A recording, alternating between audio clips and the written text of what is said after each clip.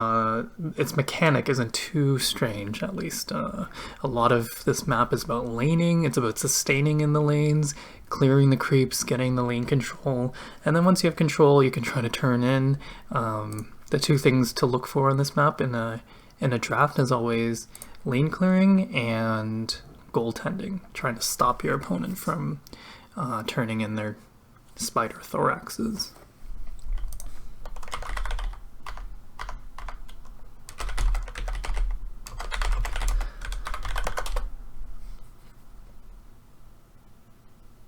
So just checking in with the teams just to see if the captain got the link. Hopefully they'll join. We can start the draft soon. So we're in a bit of a turmoil this week in Heroes of the Storm because a new hero, Zarya. Oh, actually, that reminds me, I need to work out something with the teams.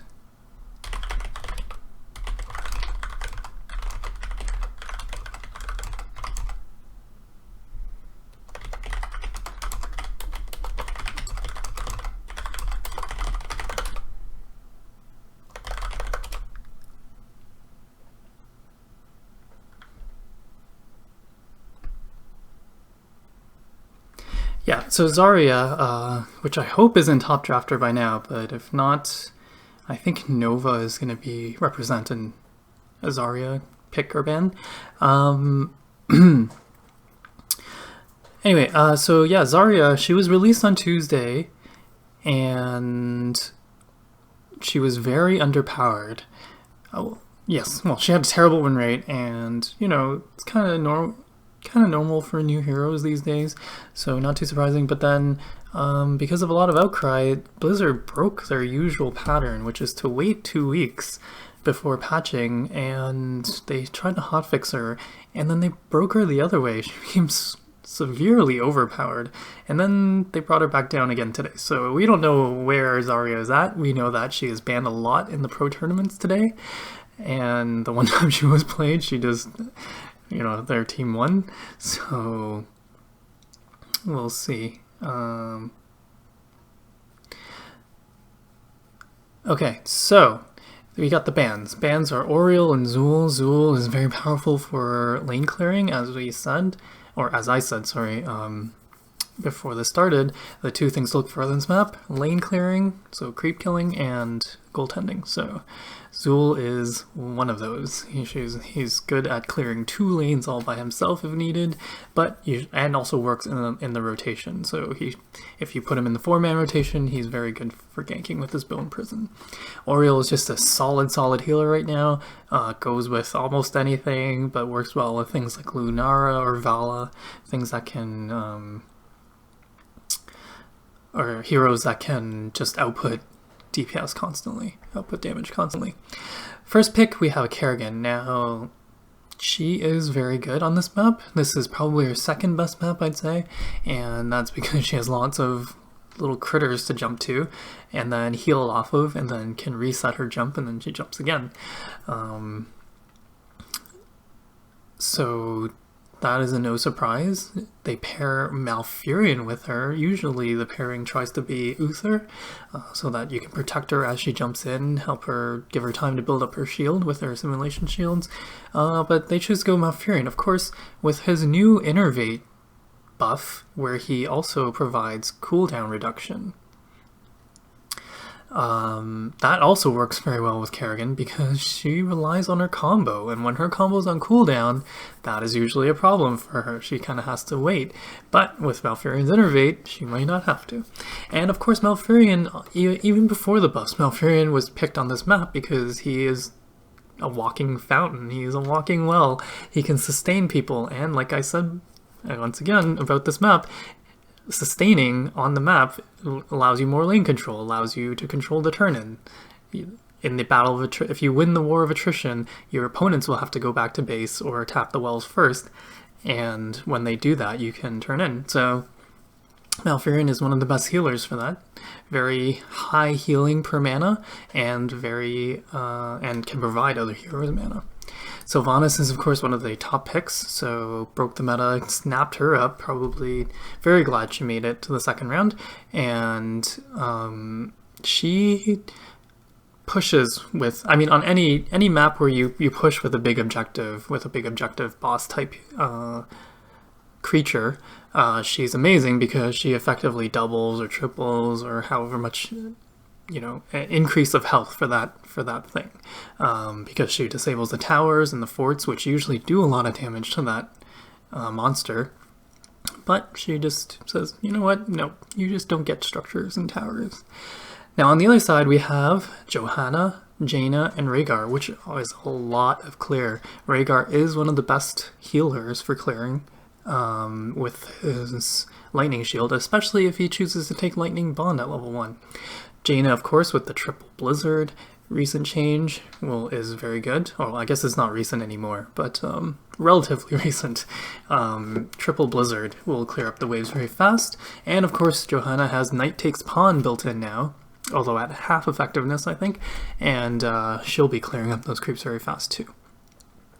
The second set of bans were Brightwing and ETC. ETC has received some buffs, but I don't think has had too much success. But I mean, he's still the same ETC. One mosh can change the entire game, so it makes sense that usual suspects don't want to deal with that. Especially they are kind of stun light, even though they have Johanna, which is one of the best counters to ETC. She can just walk in with Condemn, and just, even if she doesn't proc her Unstoppable, she can just walk right in and interrupt the mosh pit.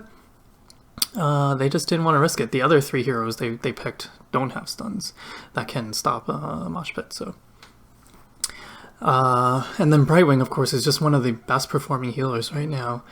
And this was before the Rhaegar pick, so they were just trying to squeeze out the good healers, and the usual suspects ended up with Rhaegar. So it looks like Broke the Meta still went with the Uther, so this double support for the Kerrigan and Muradin, which is one of the tankiest frontliners, means they have a ton of sustain, and Uther provides the burst healing that Malfurion lacks. So they kind of complement each other kind of well. You know what, one of Malfurion's weaknesses is he doesn't have burst heal, so Uther can fill in that gap. While that Tranquility is going, slowly healing up everyone, Uther can just burst heal someone who needs it. Or Divine Shield by that time. Now, I'm wondering if he actually goes Divine Storm. Or actually, I guess Malfurions really go Twilight Dream these days. So it's probably going to be Twilight Dream and Divine Shield. So if he can walk in to land that silence, they have a double silence combo. Twilight Dream into a Wailing Arrow or vice versa will surely win a team fight for them. It'd be very hard to see how that many seconds of silence can not win the game, essentially. So everybody is ready, and we are jumping into the game. Of course, we have a Butcher pick. I can't not talk about the Butcher pick on the usual suspect side, because he was kind of a controversial hero when he was changed. A lot of people thought he was overpowered, but then it just turns out he didn't perform that well. So we'll see what happens here. A lot of times he just has to charge in and then die. So it'd be interesting to see if he goes to a more safe Q pokey build and try to stay safe until he can find a kill and dive. But of course, with 2 healers, that might be a tough ask. I'm not sure Butcher is going to have that great a game versus that comp, but we'll see what happens. Of course, I think there's there are 2 cleanses as well, so Lamb to the Slaughter probably won't be picked, but we'll see what happens. Alright, so changing the overlay, can't forget that. Okay, now introducing the teams. We have Sir Sean Sheep as Uther, Tiny Forever as Malfurion, Houdini as Kerrigan, Arya as Sylvanas, and Rubber Ducky as Muradin. On the other side, we have DPS Smiley as Johanna, Lorenzo as Butcher, Lurama as Jaina, and Callow as Lunara. and Archimedes as Rhaegar. So we have Break the Meta is in blue and Usual Suspects in red. So we see 5 people mid for Break the Meta, but only 4 for Usual Suspects. So they're wisely staying behind the wall. They know they don't want to be caught out. Alright. Here we go. Let's see some action. Alright, so it looks like Break the Meta is setting up for sort of gank, but see, all this lane clear just meant they left Break the Meta to deal with that while they move away, so they don't even have a chance to gank, even if they had 5. And we're left with a one-on-one lane bottom, Sylvanas versus Lunara. I think Sylvanas probably has a bit of advantage here. Oh, Butcher gets very low here, but manages to make it away. And Malfurion stepping up pretty far, got slowed by Jaina's Frostbolt. Gotta be careful, and a 3-man vacuum from Johanna. Oh, nice combo from Kerrigan, catching 2, but Rhaegar is going to get away, but it's going to force him to tap, and this kind of attrition play is really what you want, especially when you have a Malfurion. Eventually, the next time that happens to Rhaegar, he's going to have to go back to base, and you're going to have a huge advantage on the map. So checking down here, looks like still pretty even. Buildings are still pretty healthy. It's a bit of tower damage, probably just from spreading that Black Dagger. So, okay, looking at the talent, Shandell's Clarity. That's what we've seen every time. Sharpened Blades. She's actually not going the Ravage build, even on this map where it's kind of more popular because she can take the range and at 13 and kind of jump around like a crazy person. So still going the standard build here with the Impaling Blades. Perfect Storm for Muradin. There's been a lot of talk about which level 1 talent is best for Muradin right now. Versus a Butcher, I would have liked to see... oh, I don't know actually. On this map, because Sustain is so important, I usually like Third Wind, but we'll see what he can do with Perfect Storm. Paralysis and Wave of Light. So looks like Uther is going for a build that's not the piano build. Okay, Butcher gets rooted here. Looks like he's going to be our first blood. Very well played there. Now the root is very easy to hit now since they've changed the onset time to be 0.25 seconds, I believe. So not surprised that he got caught in that. It's very hard to dodge. If not impossible, I don't know. The Frostbolt build coming up from Jaina, which is my favorite. It is by far the safest build and is very good on this map for the goaltending. As you can see, she can poke from very far away, even though she missed that, and she gets comboed for Kerrigan. Very dangerous for her there. Looks like she'll have to tap. Nope, she's going back home. So see, now that you have forced her to go back home, now you get to turn in all your gems, and this kind of advantage, having 30 gems turned in, means they're more likely to get the first turn in, and then they can try to snowball off that advantage. Regeneration Master and Laws of Hope for Johanna. Once again, Sustain is very important on this map, so not surprising. Butcher gets gone on again, and we're seeing the weakness of this Butcher pick. Now, of course, he scales very well into the late game, but right now, before he has meat stacks, it's very tough for him to even survive. Like, he's not doing any damage, and he's just being a liability to his team, I feel, right now. Once they get Cleanse on Rhaegar, it'll be better, but... Oh, Rhaegar got caught out there. They gotta be really careful. Kerrigan on this map, there's a lot of bushes or vents that Kerrigan can hide in and then jump on you. So I feel like the Usual Suspects need to be very careful and very aware of this and stop feeding away these kills. Okay, let's see. So Rhaegar took Feral Heart and Lightning Bond. So as expected, the heavier wave clear. Now Lunara is playing very far up.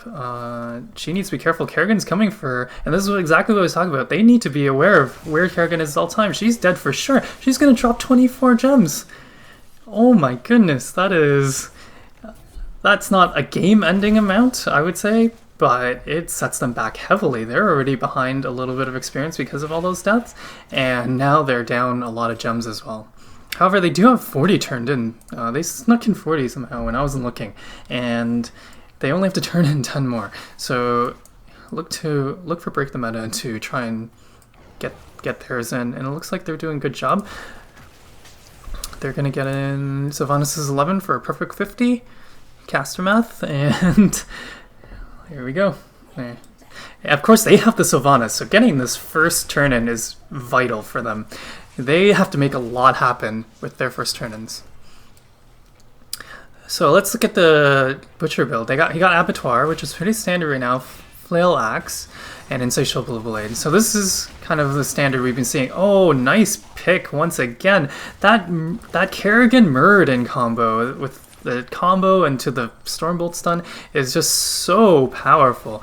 Now, looks like Usual Suspects are doing the right thing. They're just kind of avoiding the fight. They should actually have someone mid trying to soak up some of the creeps there as well. But they're rotating down. They shouldn't have missed too much, so still fine. Lunara here needs to be careful. Kerrigan could have just jumped on her right there. Like, I don't even know why she isn't. They see everyone else mid, so Kerrigan could have just jumped on her, even behind the disabled fort. It wouldn't have been a problem. So very well played by Break the Meta so far, though. So there's nothing to complain about. Elune's Grace, very standard. Strangling Vines, not sure if that's standard or not on the new Malfurion. Someone can tell me maybe. I haven't played her after the patch. So, but Elune's Grace is definitely something I've been seeing a lot. And Bladed Momentum is standard, Iron Fortune Momentum is standard. Unstable Poison, that's an interesting one. Of course, most of the fights on this map take place in the lanes, so not too surprising there. If the minions die near heroes, it could still do a lot of hero damage with that. Of course, Unstable Poison was the standard build before she got reworked. So, and then Cleanse coming up from Uther, no surprise there. If Butcher does go Lamb, then you need a cleanse. So. Okay, we see Frostbitten at level 7 on Jaina, so not committing to the full Frostbolt build, but she got the important one. She got the range and the pierce, which will help with goaltending. Looks like Usual Suspects get their own turn in. Kind of sloppy from Break the Meta to let them do that, since they even reached level 10 first. They should have been threatening them and kind of bodying them out, but it shouldn't be too much of a problem since Usual Suspects is not 10 yet, so they might have even done this on purpose, Break the Meta, to make them kind of waste their 50 gems. Sure, it'll buy them time to get 10 so that they can fight with an even footing, but they traded 50 gems to do that. And with the 24 they kind of lost earlier in that Lunara gank, that could be just an overwhelming amount, it turns out. So we'll see what happens. Looking at the level 10 talents, Twilight Dream as suspected from Malfurion, Maelstrom, Avatar, Wailing Arrow, Divine Shield. So exactly what I suspected, Divine Shield and Twilight Dream combination. Which should keep Kerrigan super safe and then buy time for Malfurion's heal over times to do their work. Alright, so the net sum of their Web Weaver turn-in was a wall, I think. Yeah, that wall's still up, that wall's still up. And so whereas the Sylvanas team got a whole fort, the non-Sylvanas team only got a wall. So we see why Sylvanas is such a powerful pick on this map. Oh, nice goaltending there by Johanna. Got all 3 turning in, but it looks like Rhaegar is going to pay the price. He didn't have to jump in there, so Johanna did all the work, and now they're going to lose even more gems. I mean, they still have 37. That's a really decent amount. But this is the second turn-in from Break the Meta. They are even on experience, which is very surprising, and very well played by Usual Suspects to keep up in that department, considering they lost a fort and they're down a bunch of kills, 5 kills. But with this push, they are really looking to break the bank here. Oh, Lunara got caught out again. This is what I was saying last time. She shouldn't even be alone at a fort. Kerrigan can just jump her from almost anywhere and then get an easy kill. Lunara, of course, has no easy escapes. She has to rely on her positioning, and that positioning is not recommended against a Kerrigan.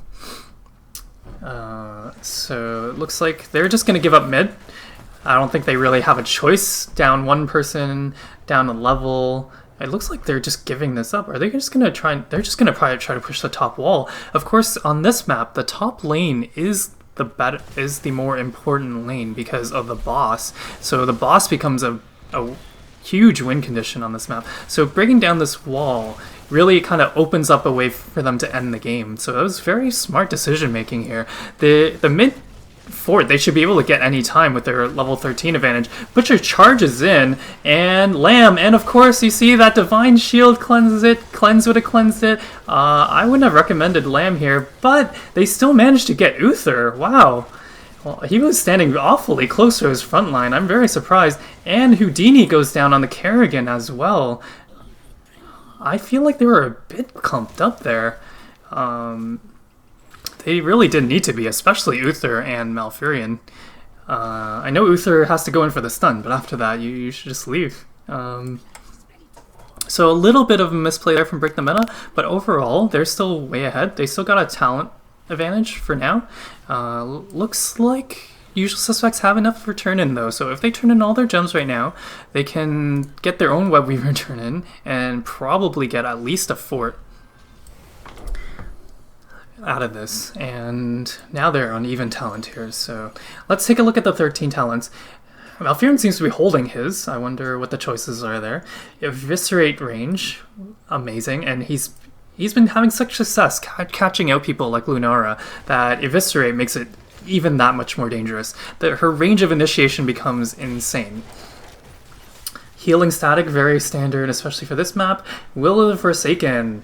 Once again, if Butcher tries, if she gets rooted, she can just free herself, which is great, because Ring of Frost might root her, and she could just free herself with Will of Forsaken, so good pickup there by Sylvanas. And we've got Shrink Ray, no doubt, for the Butcher once again. Poor Butcher, he's gonna have a hard time this game, like I said, although he did well in the last engagement somehow. And looks like they're just backing off their Web Weavers. They don't want to take this fight, even at even talent tiers, even with the Web Weaver advantage. And yeah, they're just kind of hanging around. If they're going to do this, they might as well be out soaking lanes, different lanes. So we'll see what happens here. What pans out? Looks like Malfurion finally chose. He went full Moonfire. Wow. Do they just feel like they lost the last fight because they don't have enough damage, maybe? That seems very strange for me. Full Moonfire. Any Malfurion players tell me if this is a standard talent for level 13. Instantly Divine Shielded. Great job. Turns around with the... Oh my goodness. There's just so much damage coming out from Jaina and Lunara. Muradin finally enters the fray, but they are the ones getting caught by the Butcher charge.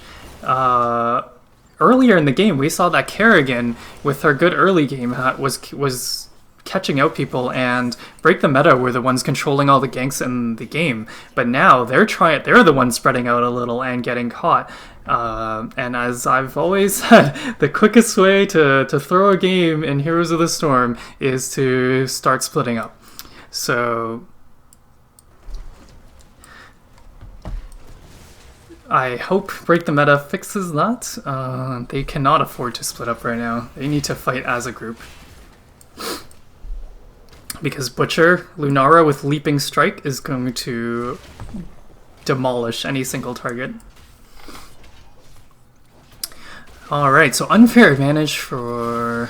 and Wild Vigor for Lunara. So she didn't go the Nature's Culling for extra push, and for just kind of more wave clear, I guess, because she didn't take Thornwood Vine either. That would explain it. So that, because Thornwood Vine would work much better with Nature's Culling as well.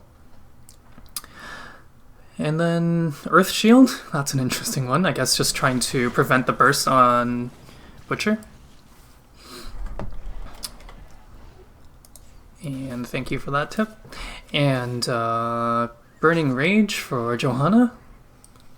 Pretty standard. I mean, she has a lot of talent. She could take a level 13, so not too surprising there. And then kind of more range. Jaina's very valuing this safety, her safety very greatly. With the Frostbolt built initially with the range, and then the range on the Blizzard. This is the build I go for when I want to stay completely 100% safe. I do not want to be initiated on an L. And then she went Northern Exposure. Now that vulnerability will blow up a Kerrigan if she jumps in without Divine Shield. So, and we've seen they've been using Divine Shield kind of defensively on Malfurion. So nice Blessed Shield stacking on top of the Butcher. the Ring of Frost actually gets no one, and the double silence comes out. They kind of stack it, which is unfortunate, but it was a beautiful response. And oh, actually, with the Butcher's Brand, someone was standing in that too long. Great combo by Kerrigan to save her Sylvanas. And we saw Willow, she used the Will of Forsaken to get away there with the Unstoppable, so great job there. And they come out barely ahead though, 3 for 2. And we can see that the fights are just getting harder and harder for Break the Meta. Kerrigan misses her combo there, but no problem. No harm, no foul there, and they're just going to turn in the rest of their gems. Now, they should wait until their comrades are up, but I guess they will be back just before the Web Weavers come. They're choosing to clear up the top lane so that their Web Weavers there might do something. Maybe they'll choose to push with the top lane because they got the keep kind of low already. They got half the keep, so I think they're just going to try and force the top lane, and then if they can get to level 20 first and force boss, then that should be the end of the game. Especially 16 minutes in, by the time they get boss, it'll probably be like a 19-minute boss. Then that should definitely end the game. Looks like they're choosing to defend bottom first. They're splitting off Johanna, which is not wise. Okay, he's gonna come back up. Yeah, so they're making a concerted effort to try to save this keep. I'm not sure they're going to be able to, but if they can get a few exit kills on the retreat, then they can reach level 20 first, and they can try to steal the boss away. Now let's see how the fight breaks out here. Let's see how they use the silence, break the meta. We saw them stack the silences last time around, which is not what we want to see. And they just give up their Web Weaver. They don't want to fight. I guess they didn't expect that Usual Suspects would defend this top keep. They barely got, they got almost like 20% damage maybe. It's kind of a waste actually. This has been not a fruitful Web Weaver turn-in for a Sylvanas team. They really gonna capitalize on everyone they get, because they were already on, that was their third turn-in, so it becomes increasingly hard to get these Web Weaver waves. They might have one more this game. They're probably not getting two more, so this boss play, very risky, and I'm surprised the Usual Suspects haven't seen this. They're choosing to go to use their own turn-in instead, but trading boss for turn-in at this point is not good for them, because they're gonna most likely get that turn-in anyway.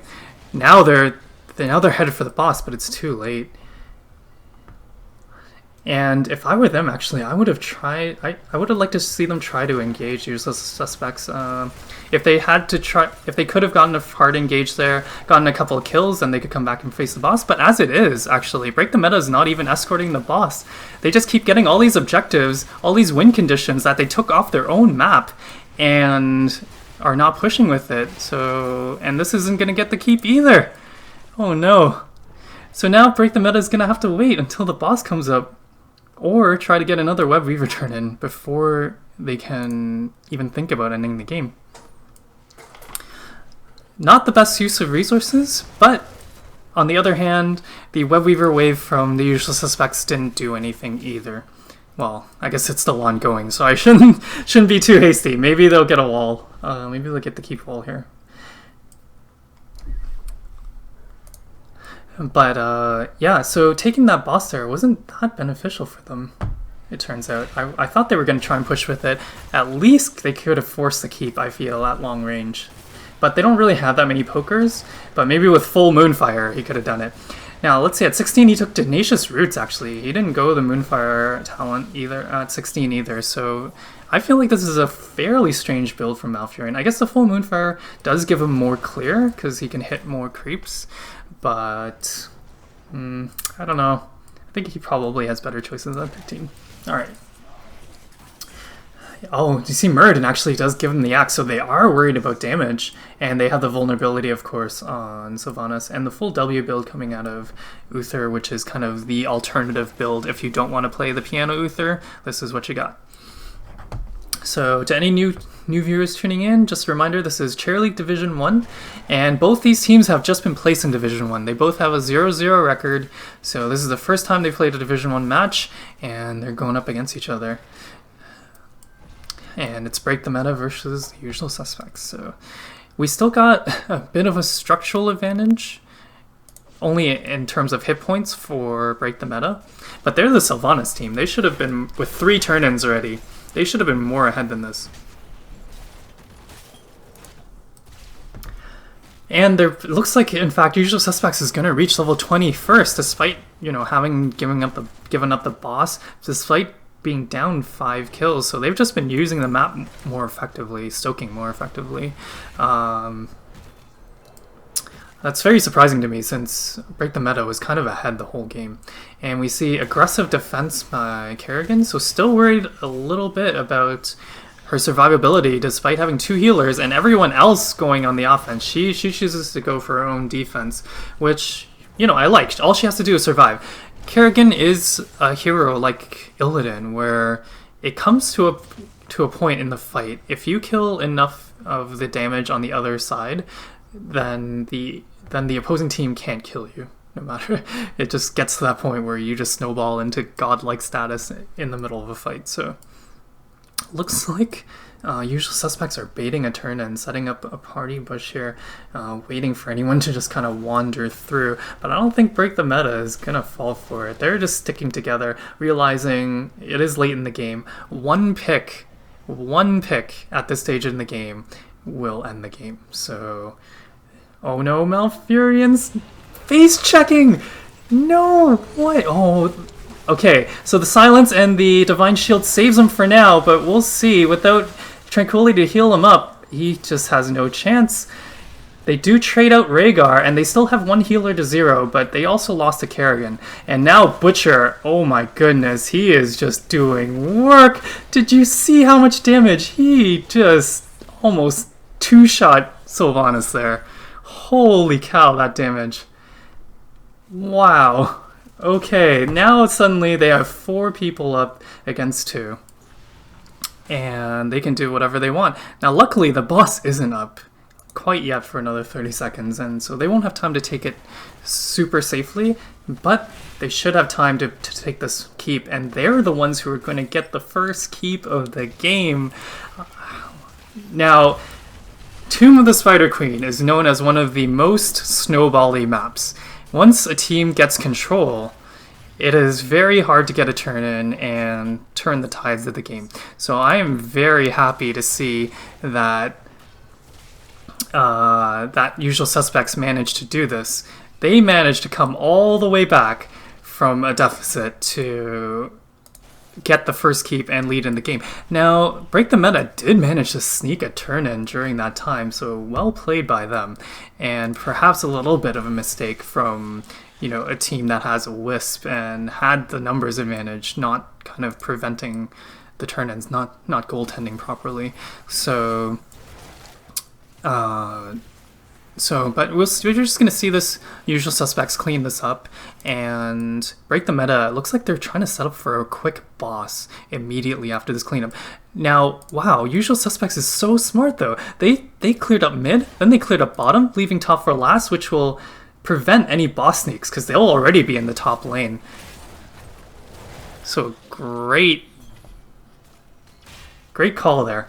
And now Break the Meta is running out of win conditions. Their win condition is basically boss or getting enough kills that they can just push for the core. So here we go. Divine Shield on Kerrigan used nice and early, which I like to see. Lunara, though, had to jump in and die. The Silence, oh my god, the Twilight Dream just wrecked them. They were all bunched up in a group.